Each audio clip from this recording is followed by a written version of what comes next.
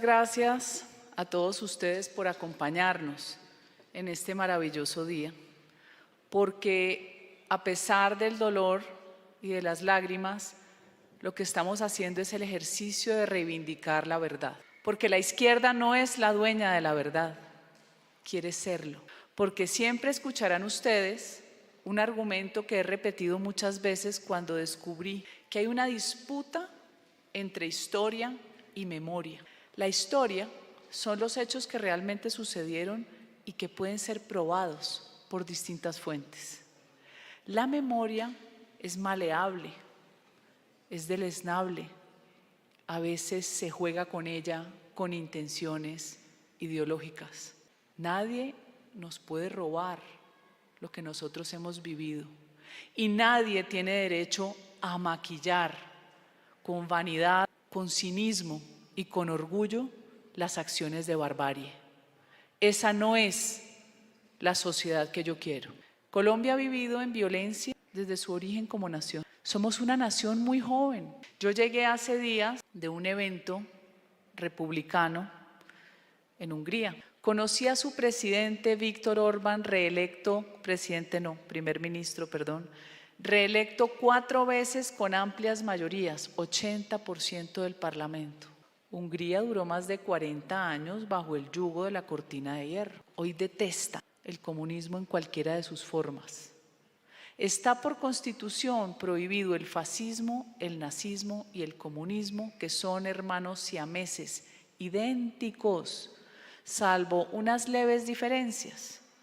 Por ejemplo, los nazis se inventan la doctrina de diferencia racial para poder dominar. Porque el ser humano siempre se inventa excusas para ver cómo controla a los demás. Al final de cuentas son 3 doctrinas colectivistas donde prima la decisión del Estado sobre el individuo. Porque estas doctrinas además son diabólicas. Cuando usted no permite que el individuo crezca, el individuo, uno, una unidad, usted, su ADN es único e irrepetible, nadie es igual a nadie, usted no es igual a su hermana ni a su hermano, ni sus hijos son iguales. Cada uno tenemos unas características diferentes, unas más, otras menos, unos con más ventajas que otros. Pero lo interesante es que ese espíritu, esa chispa divina que nos une a Dios, es lo que nos da la capacidad de sobrevivir en un mundo complejo. El que nos da la genialidad, las ganas todos los días en medio de la adversidad de levantarnos y hacer algo bueno por mí, por mi familia, por el entorno. Eso es lo que quieren aplastarnos, el convertirnos a todos en ovejas, en unos colectivos imaginarios donde el que termina pensando diferente le cortan la cabeza. Eso es a lo que llaman pueblo.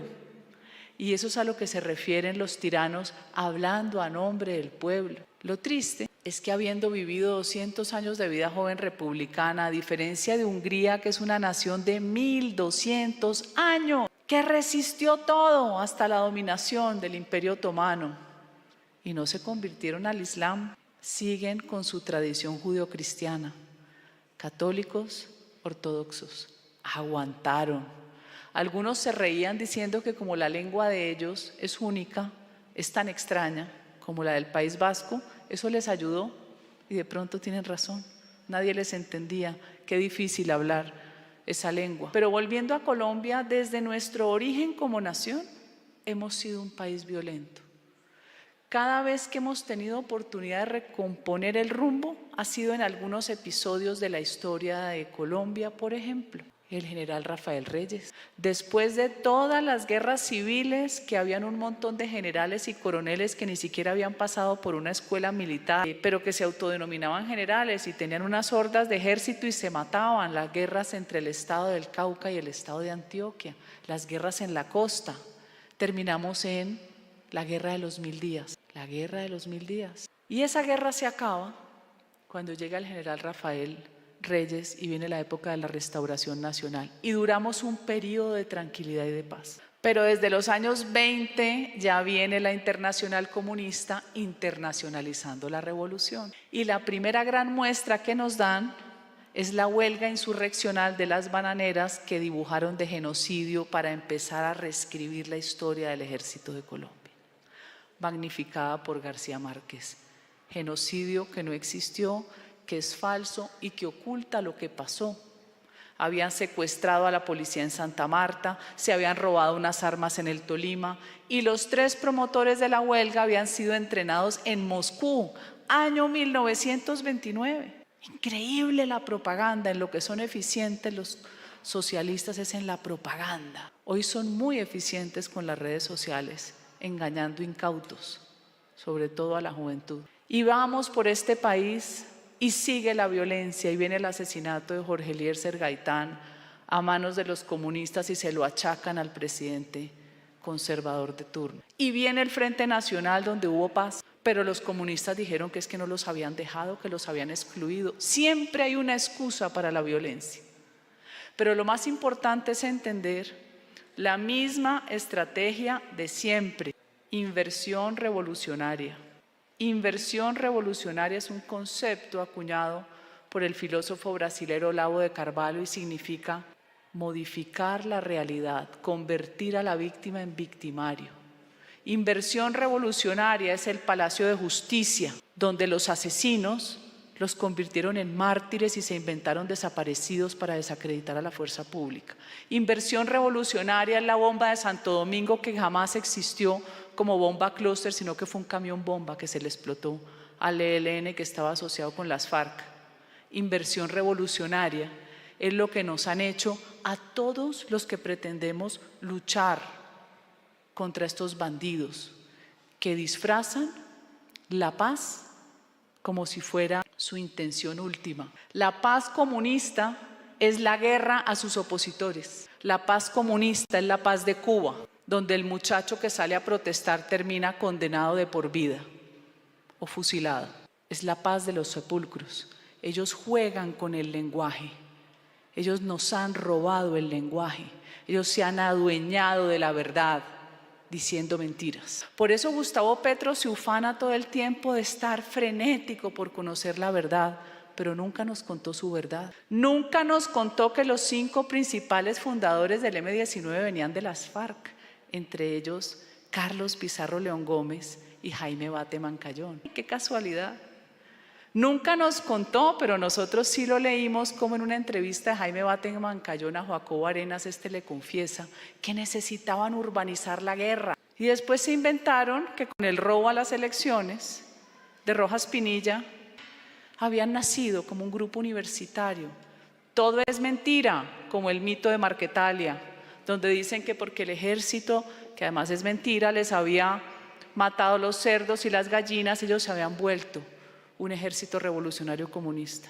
Mentiras. El primer acto fundacional de Tiro Fijo fue asesinar 16 personas en un municipio que se llama Insá, Cauca.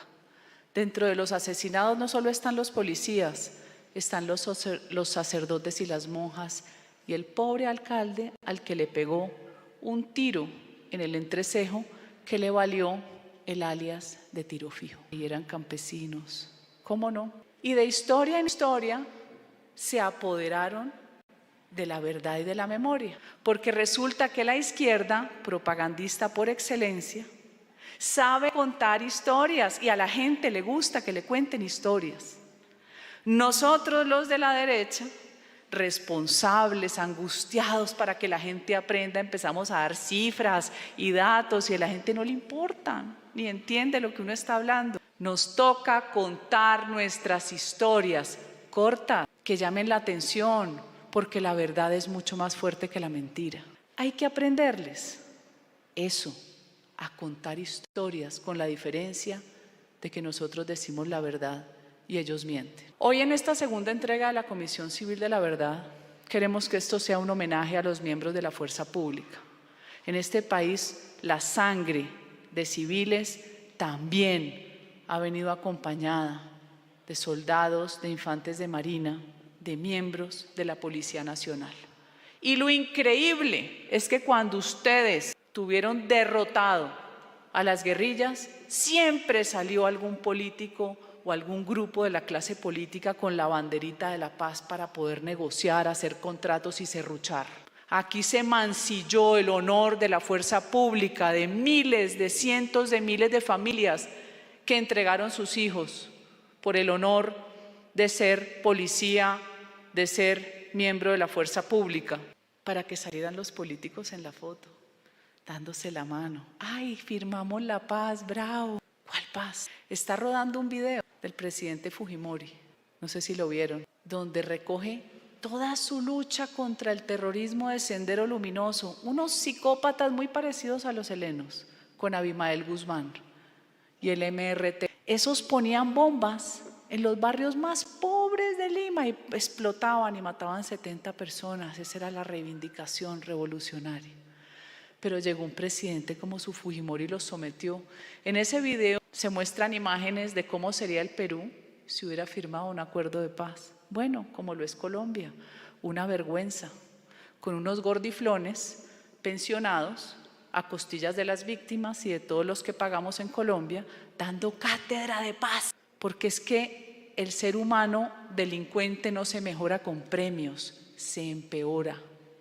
Y después nos montaron un paro criminal completamente orquestado que empezó en Chile, el país más próspero de América, pero más próspero por las buenas políticas económicas. Independiente de Pinochet, les trajo prosperidad, les suprimió libertades económicas, libertades políticas, libertades civiles, es cierto, enfrentado al comunismo, pero les devolvió un país lleno de prosperidad, país delgadito que no tiene ninguna ventaja comparativa con Argentina, con Brasil, el más próspero, el de mayor ingreso per cápita, el de más seguridad, país con mayor movilidad laboral, que si a uno lo echaban de un empleo se salía, conseguía trabajo inmediatamente. Hoy Chile tiene uno de los índices más atroces de violencia. Hoy a Chile, a través de la violencia social disfrazada de otra frase, con la manipulación del lenguaje para romantizar la barbarie del estallido social, hoy Chile es prácticamente un país que está deshecho. Pero a eso le apostaron muchos jóvenes y muchos políticos, a una nueva constitución que parecía escrita por todos los grupos de desquiciados que la mente humana pueda por lo menos recordar. Todos los fanáticos de todos los estilos, por fortuna derrotaron esa constituyente y esa nueva constitución.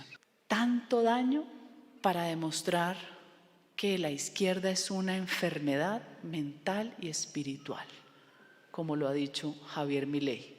Argentina, mientras controle el narcotráfico en Córdoba, que tiene tomada a esa ciudad, como tienen tomado Tuluá, como tienen tomado Jamundí en Cali, como tienen tomado distintos municipios, el narcotráfico, mientras controle el norte, que además tiene toda la intención de hacerlo, más la política económica, sale al otro lado y se salva.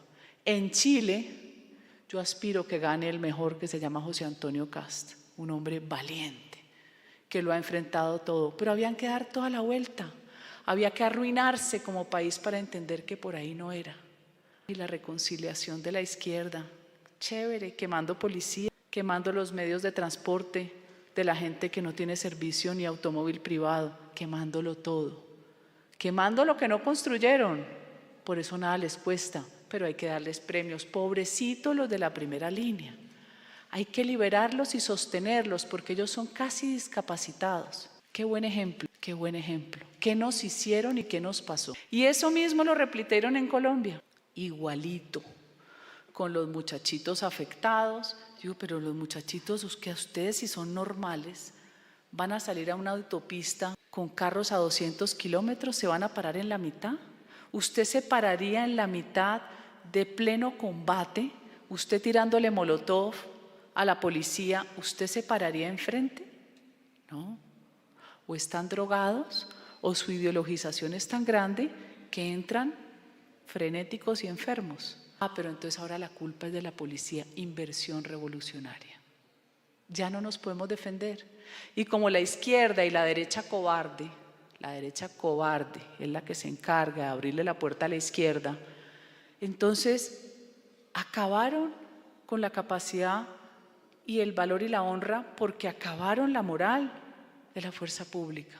Y ahora se quejan.